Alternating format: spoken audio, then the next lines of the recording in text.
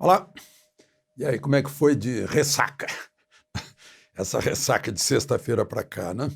É, sabe, com certa idade a gente aprende a ter prudência. Sabe aquele copo assim com água turva que a gente fica esperando que sedimente, que decante, né?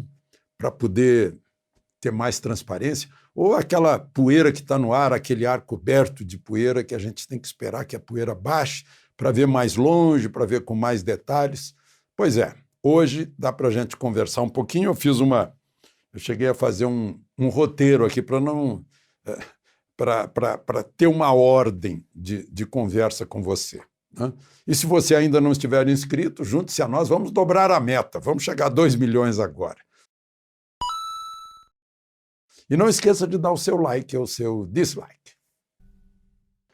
Bom, vamos começar de sexta de manhã, né? Quando eu recebi a informação de que Sérgio Moro havia convocado a imprensa para uma reunião, né, no Ministério da Justiça às 11 horas e que havia saído no Diário Oficial a demissão do Valeixo, a pedido, né, eu disse, puxa, ele vai anunciar um novo diretor da Polícia Federal, né, que ele vai anunciar o nome de comum acordo com o presidente, ou o nome do presidente, ou o nome dele, que um ou outro concordaram, né?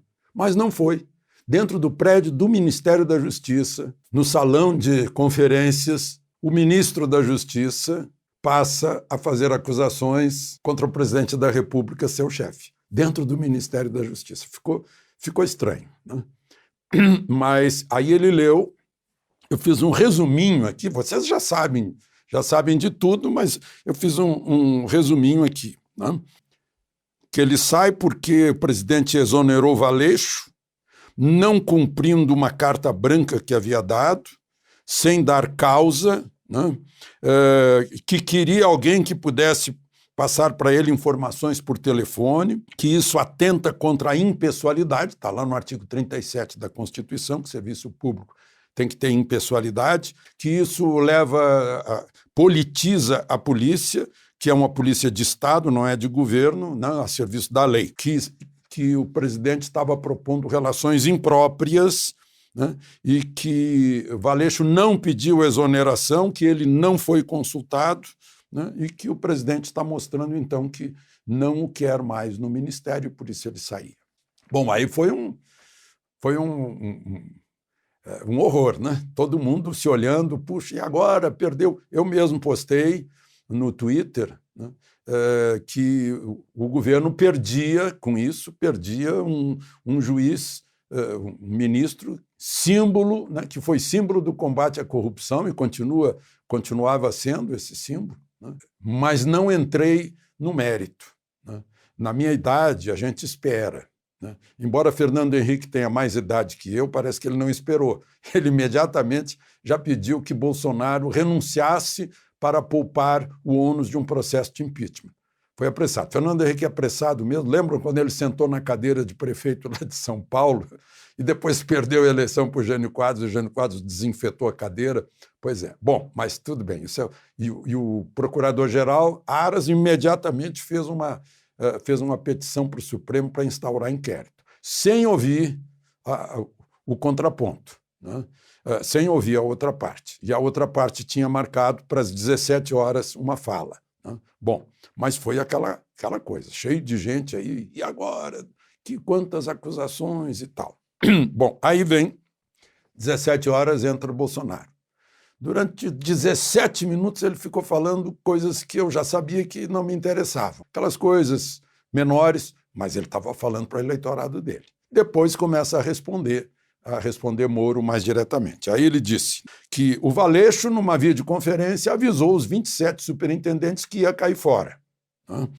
Que ele já tinha conversado com o Moro, tinha recém-conversado com o Moro, que era a hora, então, de tirar Valeixo. E discutiram nomes. Moro, então, tem que ser um meu nome. Aí o presidente disse, por que não o meu? Eu que sou chefe, né? Ou por que não o nome de nós dois? Ou por que não a gente sortear nome? Que precisava de alguém para dar informações de inteligência, né? Óbvio que se tem a ABIN, se tem Forças Armadas, se tem serviço de inteligência, é para dar informação para o presidente, para administrar o país, né, para não ser pego desprevenido. A Polícia Federal não tem condições de dar informações de investigações para o presidente da República, porque ela é controlada pelo Ministério Público, pela Justiça, só abre inquérito, faz investigação a pedido da Justiça, né? Então, nem existe isso. E o chefe e o superintendente são administradores, não são investigadores. Bom, isso é outra coisa. Aí ele disse, eu quero alguém com quem eu possa conversar. Nunca pedi para blindar minha família. E a propósito daquela fala de que o presidente não queria mais ele e tal, o presidente diz, olha, realmente, na última reunião ministerial, eu chamei a atenção dele, que ele estava calado diante de pôr algemas naquela senhora lá em Araraquara, na praça, de pôr algemas, de prender mulheres e crianças na praia no Rio de Janeiro, de botar algema naquele comerciante lá de Teresina, né? E o ministro da Justiça e Segurança Pública não se manifestava, ele disse que o Moro ficou calado. E contou que havia consultado o Valeixo, havia falado com ele na noite de véspera e dito, posso botar aí que você pediu exoneração? Pode. E aí botou. Não teve assinatura de Moro nesse... Nem precisa estar lá a lei dizendo que é de exclusiva alçada do presidente da República, mas normalmente, né, assina o ministro, né, que é o superior direto da pessoa que está sendo mandada embora, né? Assim como também não é costume o ministro convocar a imprensa no seu próprio ministério para pedir demissão. Em geral, ele vai ao presidente, pede demissão e na saída diz, olha, eu pedi demissão. Né? Mais ou menos isso. E o presidente ainda contou que Moro teria dito, mantém Valeixo até novembro para depois me nomear lá para o Supremo. Bom, o procurador Aras, antes mesmo do presidente falar, já tinha encaminhado todas as declarações do Moro para o Supremo pedindo a abertura de uma investigação, né, para saber se houve crime por parte do presidente e por parte de Moro. Por parte de Moro seria denunciação caluniosa. Por parte do presidente seria advocacia administrativa, coação no curso de processo, falsidade ideológica, obstrução de justiça, corrupção passiva privilegiada. Foi feita com tanta pressa que eu anotei aqui, né? Olha só a frase, viu que não revisou, né? A dimensão dos episódios narrados, especialmente os trechos destacados, revela a declaração de ministro de Estado de atos que revelariam a prática de ilícitos. Bom, inclusive foi com tanta pressa que falou em obstrução de justiça, artigo 1º, parágrafo 2º da Lei 12.850. Na verdade, artigo 2º, parágrafo 1º, é o contrário. Mas, enfim, mandou lá para o Supremo. Nessa segunda-feira, Celso de Mello vai ter que dizer se aceita ou não aceita. Lá no Supremo, a gente sabe que Gilmar, Toffoli, Lewandowski estão esperando para dar troco em Moro, né? Pode sair pela culatra, ou talvez tenha sido essa a intenção de Aras, deixou lá o denunciação caluniosa ali de lado. Vai ter que comprovar. Bom, mas aí à noite aparece no noticiário 2 prints. Aí é que mudou. Olha, Sérgio Moro, só tenho elogios, o trabalho dele na Lava Jato, a coragem dele, o patriotismo dele, mas esses 2 prints, aí pega.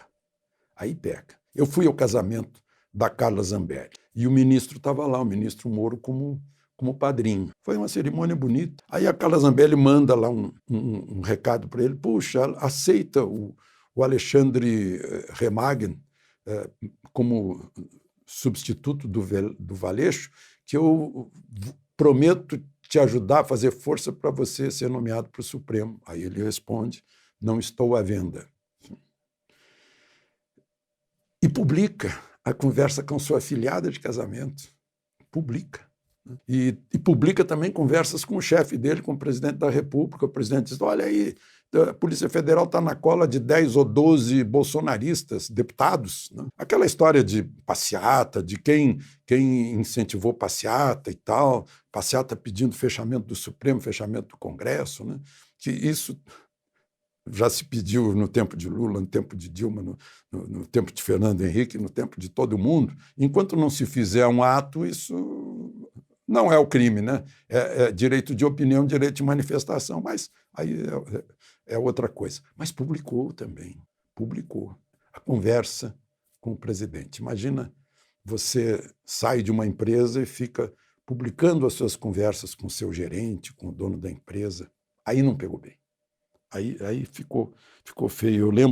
Eu lembro quando eu fui diretor social da União Cachoeirense de Estudantes, eu fiz uma carta pedindo demissão para arrombar todo mundo, convocaram uma assembleia e o presidente, porque eu discordava da marcação de uma reunião dançante num determinado clube, o presidente marcou no outro, o presidente me deu uma lição, eu saí arrasado, porque eu estava querendo aparecer, só que eu tinha 15 aninhos. Com 15 anos a gente faz essas coisas. E aí, impeachment. Né? Gente, impeachment sempre tem que ter povo.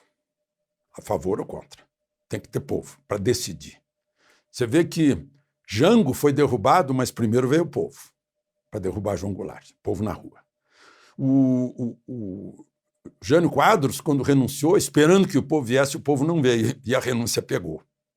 O Collor chamou o povo de verde e amarelo, o povo veio de luto e ele caiu. A Dilma, a mesma coisa. O povo foi para a rua e a Dilma caiu. O povo que foi para a rua não foi suficiente nem para tirar Fernando Henrique, nem para tirar Lula em épocas, embora gritassem fora FHC, fora Lula. Então tem que ter povo. E hoje teve povo na esplanada, encheram a esplanada, né, de buzinaço, de carro, para mostrar para o Congresso, para o Supremo, olha, a gente está aqui. Bom, quanto à esquerda, o que a esquerda vai fazer? Né? A esquerda está enfraquecida, muito enfraquecida depois da Lava Jato. Né? E a esquerda está num beco sem saída. Ou diz que Moro é perfeito, portanto, é perfeito esse juiz que condenou o Lula e os tesoureiros do PT, né? Ou diz que ótimo, vi Mourão. Né? Então, a esquerda também não tem muito para onde ir. O Centrão está feliz com a saída de Moro, porque o Centrão não gostava de Moro, tanto que desfigurou o pacote anticrime. E tem conversado com... Aí, na última semana, foi uma conversalhada de Centrão com o presidente. Rodrigo Maia tampouco gosta de Moro. E Rodrigo Maia, se Celso de Mello tocar para frente, Rodrigo Maia... E tem lá um pedido também, que o Rodrigo Maia tem que examinar os pedidos de impeachment, né? A coisa está meio parada por lá. Bom, e para terminar, o tempo já está muito longo, saiu a nomeação do novo chefe da Polícia Federal, que é o Alexandre Ramagan. Ele foi chefe de segurança, foi da segurança do presidente Bolsonaro. Né? E o Jorge Oliveira, que também trabalha lá no Palácio do Planalto, ultimamente era ministro secretário-geral. O Jorge Oliveira é o novo ministro da Justiça. Aí, como quase não tem mais oposição, quem faz oposição é a mídia. Só que a mídia talvez seja de gente muito jovem, né? Meio pueril, assim, meio ingênua. Sabe o que estão criticando o presidente? Que ele nomeou gente da confiança dele. Aí não dá, né? Então, nomeou gente próxima a ele. Queriam que nomeasse quem? Alguém que não fosse da confiança dele? Alguém que fosse distante? Né? Nomeou gente em quem ele confia. Óbvio, claro, inclusive depois dessa que aconteceu, né? Ele já tinha tomado uma facada pela frente lá do Adélio, né?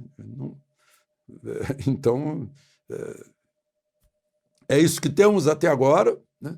Desculpem a demora em me manifestar, mas é bom que a gente deixe cair o sedimento, a poeira, né? Agora que já temos os substitutos, e vamos ver o que acontece nessa segunda-feira, lá com Celso de Mello, com os políticos, né, à disposição. Tá bom? Até amanhã.